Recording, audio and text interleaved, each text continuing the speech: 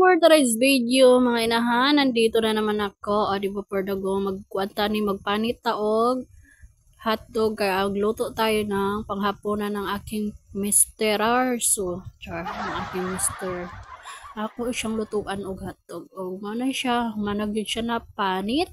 Og ato ni siyang hiwaan gamay para puntaraw na di siya mabuo-buo pag hiwa. Charot. Bitaw. Kuan ba ato hiwaan sa gitna para maluto din yung gitna niya, no? Partner. Tapos na siya, guys. Nabalatan na nato siya. O, ato na ni siyang pritohon para today's vlog. Kung niluto ka karon pagkaon sa atong partner o sa ating angel. Magluto na ta, guys. O, ato na ni siyang lutuon.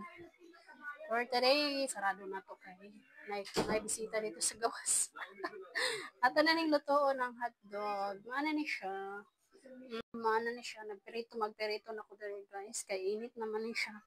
Ako lang ning ibulyam gamay. Kay ang atong kuan, ang atong mantika kay wa pa kaayo siya. Manang magingani lang sa takaran magchismis lang ta gamay. Ako diri sa kusina namo. Ay na magtanaw sa mong kusina kaya nga nagid ka. Ito nga na magulong mga hanger, mga toiletry, tapos mga kaldero, display na siya diha, no? Ano ba na siya?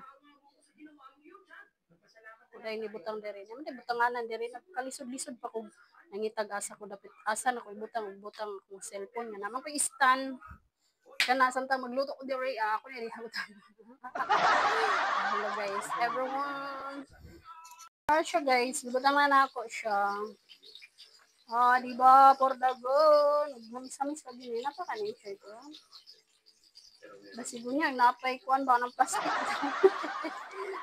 Sayad, napay plastic.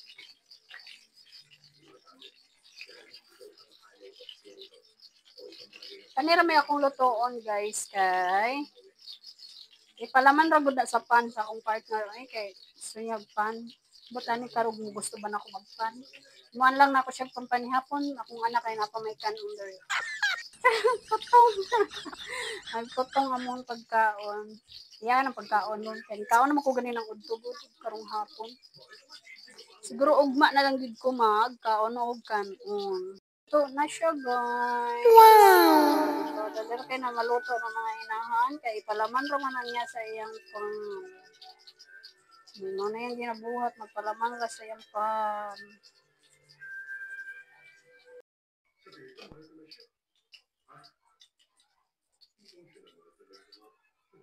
Luto na. Sila na cooking. Pak naman.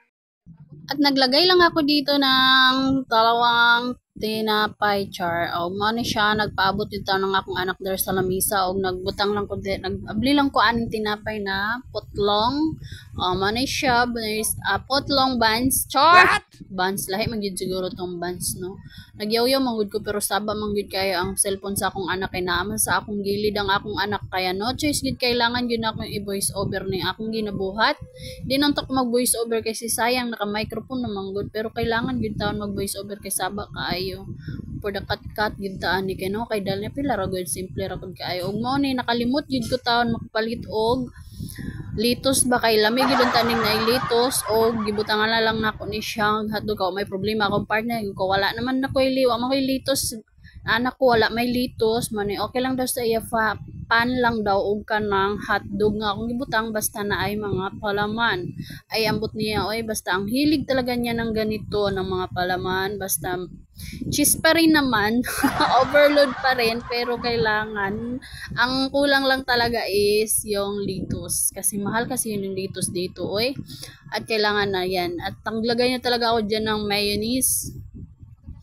And ayun nga, di pa nga talaga makakain ng aking partner kasi nag-chill lang siya ng konti na may tropa siyang pumunta. Saglit lang naman.